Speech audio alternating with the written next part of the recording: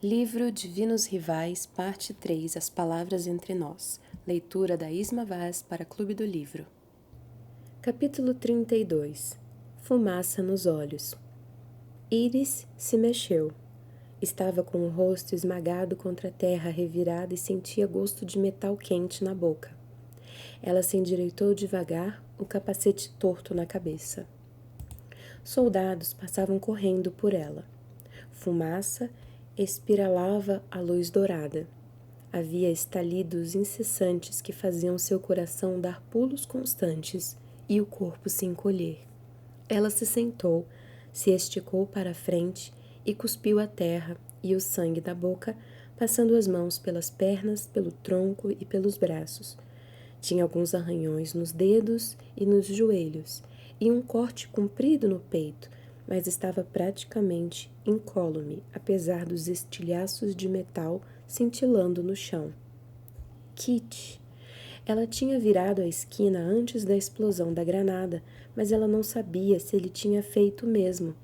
Kit! Gritou. Kit! Iris se levantou, cambaleando, procurando-o com o olhar em meio à névoa. Ela o encontrou a poucos passos dali.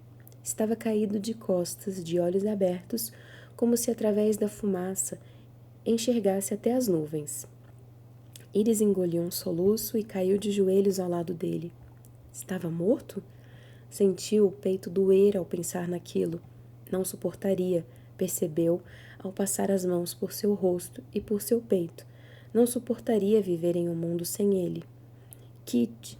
Chamou, apoiando a mão na altura do coração de Roman. Ele estava respirando e o alívio quase a fez derreter. Kit, está me vendo? Insistiu. Iris, disse ele, rouco. A voz de Roman estava distante e ela percebeu que era porque os seus ouvidos tiniam. Iris, na minha mochila. Pois não, Kit, disse ela e sorriu quando ele pestanejou. Roman estava atordoado e ela começou a avaliar o resto de seu corpo. A barriga, a lateral do tronco, até ver. Tinha estilhaços cravados na perna direita dele.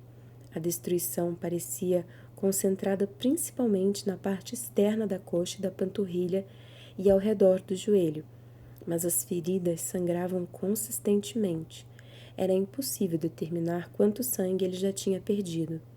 As manchas no chão podiam ser do sangue dele ou de outras pessoas feridas.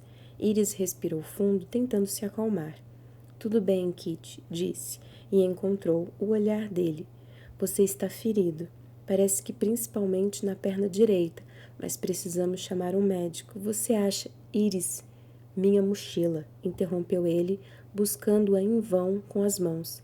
Eu preciso pegar a mochila. Tem uma coisa, eu quero que você... Não se preocupe com a mochila, Kit. Preciso tirar você daqui primeiro, disse Iris e se agachou. Vem, eu posso ajudar. Você consegue se apoiar na perna esquerda? Ele assentiu. Iris se esforçou para levantá-lo e equilibrá-lo. Roman, no entanto, era muito mais alto do que ela e bem mais pesado do que o esperado. Deram alguns passos cambaleantes antes que ele afundasse devagar em direção ao chão. Iris, eu preciso contar uma coisa. Ela ficou rígida, sentindo um choque de pavor. Pode me contar depois, insistiu. Entretanto, começou a temer que ele tivesse perdido muito mais sangue do que ela percebia. Roman estava muito pálido e a agonia em seus olhos a deixou sem ar. Pode me contar quando voltarmos à pousada, está bem? Acho que não, começou ele, meio sussurrando e meio gemendo. Você deve pegar a minha mochila e ir embora, me deixar aqui. Até parece, gritou ela. Tudo dentro de Iris se frustrava sobre o peso do medo. Ela não fazia ideia de como levariam Roman a um lugar seguro, mas naquele segundo de desespero viu claramente o que desejava. Ela e Roman sobreviveriam à guerra. Teriam a oportunidade de envelhecer juntos, ano após ano. Seriam amigos até finalmente reconhecerem a verdade. E teriam tudo que os outros casais tinham. As brigas, as mãos dadas no mercado, a exploração gradual de seus corpos, as comemorações de aniversário, as viagens às novas cidades, a moradia conjunta. A cama dos dois, a sensação gradual de se misturarem. Seus nomes seriam entrelaçados. Roman e Iris, ou Winnow e Kit, porque, sinceramente, como ter um sem o outro? E eles redigiriam histórias à máquina de escrever, editariam sem piedade os textos um do outro e leriam livros à luz de velas à noite. Ela o desejava. Deixá-lo para trás nas trincheiras era uma impossibilidade. Vem, vamos tentar de novo, pediu ela com a voz mais suave, na esperança de encorajá-lo. Kit? Roman não respondeu. A cabeça inclinada e apoiada na parede da trincheira. Iris tocou o rosto dele. Os dedos deixaram um rastro de sangue em sua mandíbula. Olha para mim, Roman. Ele se virou para ela, e os olhos arregalados e embaçados. Se você morrer nessa trincheira, disse Iris, eu morrerei com você, entendeu? Se escolher simplesmente ficar aqui sentado, serei obrigada a arrastá-lo até Dacre chegar. Agora vamos. Roman teve dificuldade para se levantar com a ajuda dela. Ele se apoiou na parede e os dois deram alguns passos difíceis antes de Roman parar. Pegou minha mochila, Iris. Por que ele estava tão preocupado com aquela porcaria de mochila? Ela suspirou e procurou-a, sentindo no corpo arder pelo esforço de sustentar o peso de Kit. Eu não consigo carregá-lo sozinho, pensou, e seu olhar encontrou um soldado que estava prestes a passar por eles, com o fuzil pendurado nas costas. Ei! Gritou Iris para interceptá-lo. Isso! Você, soldado! Me ajude a carregar este correspondente à estação 14. Por favor, eu preciso de ajuda. O soldado nem hesitou. Passou o outro braço de Roman por cima do ombro. Precisamos correr. Eles ocuparam as trincheiras da dianteira. As palavras fizeram um choque de medo percorrer Iris, mas ela assentiu e se ajeitou sobre o Roman, posicionando-o entre ela e o soldado. Eles avançaram mais rápido do que Iris previa, seguindo as curvas das trincheiras. Havia mais feridos largados no chão. Ela foi obrigada a contorná-los e sentia os olhos arderem, o nariz escorrer, os ouvidos tinirem, mas estava respirando, viva, e ia levar Roman a um médico longe dali e... O soldado virou a esquina e parou abruptamente. Estavam quase no fim da trincheira. Estavam quase na mata, na estação 14, na estrada que os levaria à cidade. Mas Iris foi obrigada a seguir o movimento do soldado, e Roman gemeu entre eles devido ao sacolejo. Ela reconheceu o capitão que levara ela e Roman até a linha de frente, que avançava em meio ao rebuliço. Tinha sangue espalhado pelo rosto e ele fez uma careta, exibindo dentes reluzentes. Soldados feridos preenchiam a trincheira ao redor dele, e não havia como Iris simplesmente passar por todos aqueles homens. Ela entrou em pânico quando o soldado começou a abaixar Roman. Espere, espere, gritou, e o capitão anotou. Ele deu mais algumas ordens antes de se aproximar. Iris viu os feridos serem carregados em macas, subindo e saindo das trincheiras. Senhorita Winnow, disse o capitão olhando para Roman. Ele está respirando? Sim, está apenas ferido. Estilhaços na perna direita. Capitão, podemos... Vou mandar que seja carregado na maca até o caminhão de transporte. E a senhorita está ferida? Não, capitão. Então preciso da sua ajuda. Me falta pessoal e temos que trazer o máximo possível de feridos a esse ponto antes que Dacre leve-os. Vá com o soldado Stanley e use esta maca para trazer todos que conseguir. Só terá o tempo que durar o disparo das armas. Vá! Iris ficou estupefata e o capitão se virou para dar outras ordens. Ela era correspondente, não soldada, mas o soldado Stanley a olhava, segurando um dos lados de uma maca ensanguentada e suja de vômito, e o tempo, de repente, pesou em sua pele. Fazia diferença quem ela era? Iris se ajoelhou diante de Roman. Kit, consegue me olhar? Ele entreabriu os olhos. Iris, precisam de mim, mas eu vou encontrá-lo, Kit. Quando isso acabar, eu vou encontrá-lo, tá bem? Não vá, sussurrou Roman e abanou a mão tentando segurá-la. Eu e você precisamos ficar juntos, somos melhores assim. Um nó apertou a sua garganta quando ela viu o pânico nos olhos de Roman. Iris entrelaçou os dedos dele, mantendo-o firme. Você precisa ser forte, por mim. Quando estiver curado, eu preciso que escreva um artigo sobre tudo isso. Preciso que roube a primeira página de mim, como sempre faz, tá bem? Ela sorriu, mas os seus olhos ardiam. Era por causa da fumaça que se aproximava da barragem. Eu vou encontrá-lo, insistiu Iris, e beijou os dedos dele, que tinham gosto de sangue e sal. A dor em seu peito cresceu quando precisou se desvencilhar da mão de Roman e pegar a outra ponta da maca, quando precisou se virar e deixá-lo seguir o trote firme do soldado Stanley. Eles buscaram uma soldada ferida e a carregaram de volta ao lugar onde Iris deixara Roman. Enquanto ajudava Stanley a tirar a soldada da maca com cuidado, Iris olhou para os demais e viu que Roman ainda esperava, mas estava mais à frente na fila do caminhão. Partiram de novo, correndo como os ratos das trincheiras. Carregaram outra soldada de perna machucada de volta à estação 14. Daquela vez, Roman tinha sumido, e Iris sentiu ao mesmo tempo alívio e ansiedade. Ele devia ter sido posto no veículo e estar em trânsito a caminho da enfermaria. Porém, Iris não estava lá para xingá-lo, para insistir que ficasse de olhos abertos, para segurar a sua mão e garantir que ele estivesse bem. Ela engoliu a saliva, a boca seca e cheia de cinza. Piscou para segurar as lágrimas. Era apenas fumaça nos olhos. Fumaça nos olhos, queimando-a por dentro. Acho que podemos buscar mais um, disse Stanley. Enquanto houver tiros, dá tempo. Pode me ajudar? Iris assentiu, escutando os tiros à distância. Estava com dor nos ombros e respirando com dificuldade. O coração palpitava no ritmo de uma canção dolorida no peito, e ela correu atrás de Stanley, batendo a maca em suas coxas machucadas. Eles se aprofundaram mais nas trincheiras. As pernas de Iris tremiam, e ela percebeu que os tiros estavam começando a diminuir. Será que os soldados de Dacre tinham matado todos na linha de frente? Será que em breve avançariam mais? Será que a matariam se a encontrassem, perdida em meio às trincheiras? Será que tomavam prisioneiros? Antes de Dacre levá-los, as palavras do capitão ecoaram por ela, causando um calafrio. Distraída, Iris tropeçou em alguma coisa, caiu de joelhos e sentiu alguns estilhaços perdidos perfurarem a pele. Stanley parou e olhou para trás, para ela.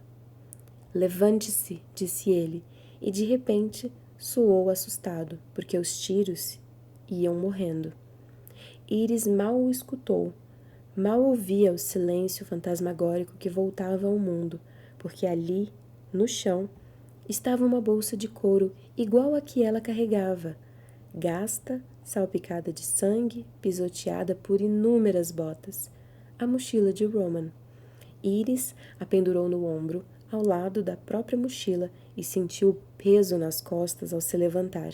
— O que ainda está fazendo aqui, correspondente? — gritou a capitã Spare para Iris. — Entra no caminhão! Você deveria ter sido evacuada há 1 hora! Iris se sobressaltou. Estava no meio da estação 14 sem saber o que deveria fazer. Sabia apenas que tinha sangue seco nas mãos e no macacão, que o corte no peito ardia e que o coração estava frenético, perguntando-se onde estaria Roman. — Vá! Gritou a capitã, pois Iris continuava parada, atordoada. Iris assentiu e foi aos tropeços ao caminhão sobre a luz do entardecer. Soldados estavam sendo levados e ela esperou, sem querer abrir caminho à força. Finalmente, uma soldada viu e a puxou para a caçamba lotada sem dizer uma palavra. Ela caiu em cima de alguém que gemeu de dor. Iris ajeitou o peso, desequilibrada pelas 2 bolsas penduradas nas costas. — Ah, me desculpa. — Senhorita Winnon? Iris olhou o soldado ensanguentado abaixo dela. — Tenente Lark? Ai, meus deuses, você está bem? Era uma pergunta ridícula. Era claro que ele não estava bem. Ninguém estava bem. Mas de repente ela não sabia o que fazer e o que dizer. Com cuidado, sentou-se ao lado dele, encaixada entre o tenente e outro soldado. O caminhão deu um solavanco e avançou trêmulo, sacudindo todos ali atrás. E Lark fez uma careta. A luz fraca, Iris via a terra e o sangue no rosto dele, o choque que assombrava os seus olhos. Tenente Lark. Iris olhou para a mão dele. Seus dedos estavam espalmados na barriga, cobertos de sangue brilhante, como se tentasse contê-lo. Senhorita Winnon, eu mandei recuar. Por que ainda está aqui? Por que está comigo no último transporte? O último transporte? Iris engoliu o ácido que subiu à garganta. Havia tantos outros soldados feridos na estação 14. Ela não deveria ter ocupado um lugar. Não deveria estar ali. Eu queria ajudar. A voz dela soava áspera e estranha, como se pertencesse a de outra pessoa. O que eu posso fazer para deixá-lo mais confortável, tenente? Perguntou. Fique aqui comigo, senhorita Winnon. Todos se foram. Todos. Ela levou um momento para entender. Todos eram seu pelotão, os sicômoros. Iris fechou os olhos por um momento para se firmar, para controlar o pânico e as lágrimas crescentes. Estava sentada na caçamba coberta de um caminhão cercado por soldados feridos. Dirigiam-se ao leste, onde Avalon Bluff os esperava, a quilômetros dali. Estavam em segurança, chegariam na enfermaria a tempo. O corte no peito queimou. Iris levantou a mão e a espalmou no peito. Foi então que percebeu o que faltava, o pingente dourado da mãe. Ela saltou, um palavrão baixinho procurando ao redor, mas sabia que o colar desaparecera havia tempo. A corrente devia ter arrebentado quando ela fora arrastada pelo chão pela explosão de granada. O resquício de sua mãe provavelmente ainda estava lá, no lugar que a separara de Roman. Ela ouvia em pensamento, o pingente pisoteado na lama da trincheira, um pequeno brilho, um rastro fraco de ouro entre estilhaços de sangue. Iris suspirou, abaixando a mão. — Você está bem, senhorita Winnon? Perguntou Lark, trazendo-a de volta ao presente. — Sim, tenente, só pensando em uma coisa. Onde está o Sr. Kit? Ele foi ferido, já está no transporte. Que bom, disse Lark e acenou com a cabeça. Ele fechou os olhos com força. Iris viu o sangue continuar a escorrer entre os seus dedos. Ela o sentia encharcar devagar a perna de seu macacão. Que bom, continuou ele. Fico feliz por ele estar seguro. Gostaria de ouvir uma história, Tenente Lark? Perguntou Iris em voz baixa, sem saber bem de onde vinha a pergunta. Gostaria de ouvir a história de quando Inva enganou Dacre com a harpa no subterrâneo? Gostaria sim, senhorita Winnon. A boca dela estava seca, a garganta parecia lascada e a cabeça latejava, mas ela começou a narrar a lenda. Já a lera tantas vezes na carta de Carver que decorara as palavras dele. Quando os soldados ao redor se calaram para ouvir, ela se perguntou se talvez devesse ter escolhido outra história. Ali estava ela, falando de Dacre, o autor daquelas feridas, das dores, das derrotas, das tristezas. Entretanto, percebeu que havia poder na história. Provava que Dacre poderia ser domado e derrotado, que não era tão forte e astuto quanto gostava de ser considerado. Devo uma história em troca, disse Lark quando Iris acabou. Uma vez você me perguntou a respeito do pelotão sicômoro, da origem do nosso nome. Sim, sussurrou Iris. Quero contar agora. Crescemos todos na mesma cidade, sabe? Começou Lark com a voz tão baixa e rouca que Iris precisou se curvar para escutar mais perto. É um lugar ao norte daqui, difícil de achar no mapa. Somos fazendeiros. Labutamos faça chuva ou faça sol. Sabemos tudo da terra e contamos a vida por estações e não por anos. Quando irrompeu a guerra, decidimos nos unir à luta. Um grupo dos nossos poderia formar o próprio pelotão. E achamos que, se nos uníssemos, o conflito acabaria mais rápido. Ele bufou. Que equívoco. Lark se calou, fechando os olhos. O caminhão passou por um buraco e Iris viu o rosto dele se contorcer de dor. Antes de partirmos, continuou ainda mais fraco, decidimos entalhar as nossas iniciais no imenso sicômoro que se erguia perto de uma das plantações. A árvore ficava em uma colina, quase uma sentinela. Tinha sido atingida por raios 2 vezes, mas não se partira e nem caíra. Portanto, acreditávamos que havia magia naquela árvore, que suas raízes davam nutrientes ao solo que arávamos, plantávamos e colhíamos, que seus galhos vigiavam o nosso vale. Entalhamos nossas iniciais na casca. Era uma prece para a magia do lar cuidar de nós, mesmo com todos os quilômetros que nos afastariam. Uma prece e a promessa de que um dia todos voltaríamos. Que lindo, tenente, disse Iris, e tocou o braço dele. Ele sorriu e abriu os olhos, que ergueu para o teto. Sangue borbulhou entre seus dentes. Eu nem queria ser tenente, confessou. Não queria liderar. Mas as cartas foram dadas e eu suportei o peso. Suportei a preocupação de que alguns de nós não voltariam para casa. De que eu precisaria ir até as mães, os pais, os irmãos, as irmãs, esposas, maridos, pessoas que conheci a vida toda, pessoas que eram como a minha família, e pedir perdão, meus pêsames por sua perda, perdão por não poder impedir, perdão por não poder fazer mais para protegê-los. Iris se manteve quieta. Perguntou-se se ele estava prestes a desmaiar, se a dor das feridas era forte demais. Perguntou-se se deveria mantê-lo acordado, mantê-lo falando. Ela pegou a mão dele. Agora, terei de repetir isso de novo e de novo, continuou Lark. Se eu sobreviver, viverei repleto de arrependimentos e desculpas, porque eu sou o último. O pelotão sicômoro se foi, senhorita Winnon. Hoje acordamos em um mundo e o sol se põe em outro. Quando ele fechou os olhos, Iris continuou em silêncio, segurando a mão dele, e a última luz do dia se esvaiu. O entardecer dava lugar à noite.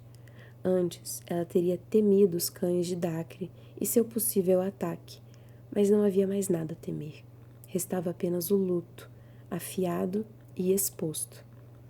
Iris ainda segurava a mão do tenente Lark 1 hora depois, quando ele morreu. Havia fumaça no cabelo dela, fumaça nos pulmões, fumaça nos olhos, queimado por dentro. Iris cobriu o rosto e chorou.